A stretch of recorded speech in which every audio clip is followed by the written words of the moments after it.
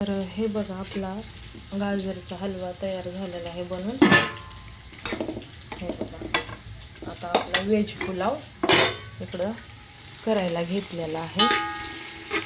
ह्याच्यात खडे मसाले आणि पातळ कापल्याला, बारीक कापलेला मस्त कांदा लाल कलर येईपर्यंत भाजून घ्यायचा.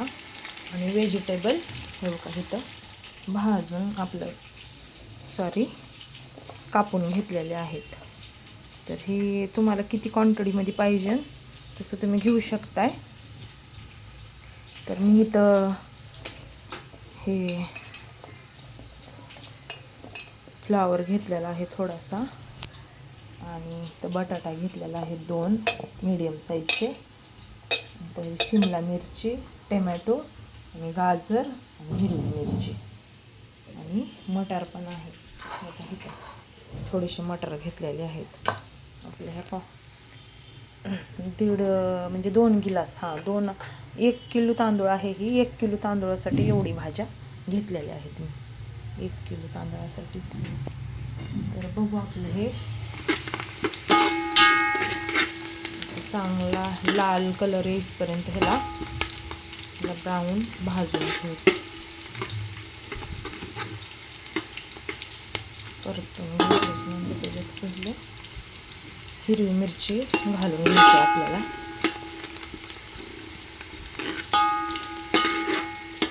तर हे अंदाजा 1 किलो तांदूळ आहे त्याच्या हिशोबाने हे भाज्या कट करून घेतलेल्या आहेत हे सर्व.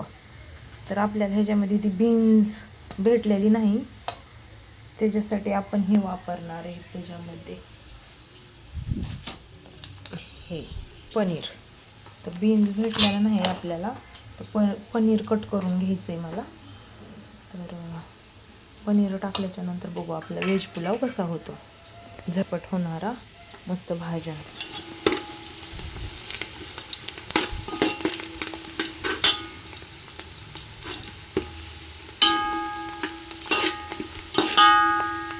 चांगला खरपूस भाजून घ्यायचा कांदा,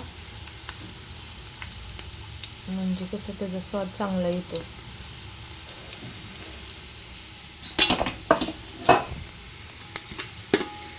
मी तेल पण टाकलेलं आहे. तुम्हाला हवं तर तुम्ही थोडं तूप पण टाकू शकता त्याच्यात.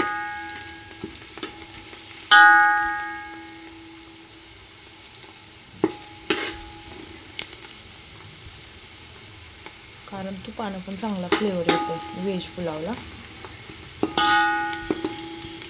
तर ह्या सर्व भाज्या आता आपण ह्याच्यात पहिलं मिरची टाकून घ्यायची.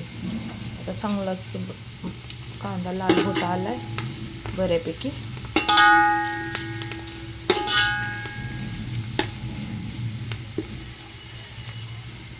मिरची टाकून घेऊया आपण. तर तिकडं मी 1 किलो तांदूळ आहे. मस्तपैकी अर्धा तास झालेला आहे. चांगलं तांदूळ हे झालेलं आहे. आता हे फुललेलं आहे. अर्धा तास भिजवून घेतलेला आहे स्वच्छ पाण्यामध्ये. तर बघू आपल्या इकडं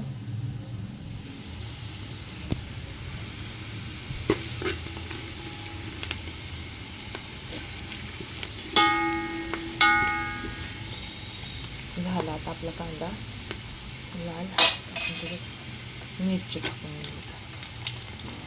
तुम्हाला हवी तेवढी मिरची तुम्ही घेऊ शकता तुमच्या हिशोबाने.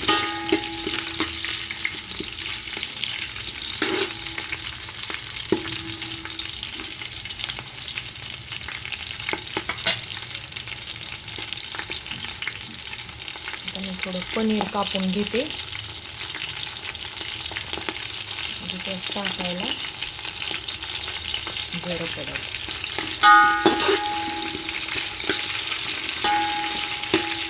तर मिरची भाजते तर आपण पनीर कापून घेतो. दीदी दीदी दीदी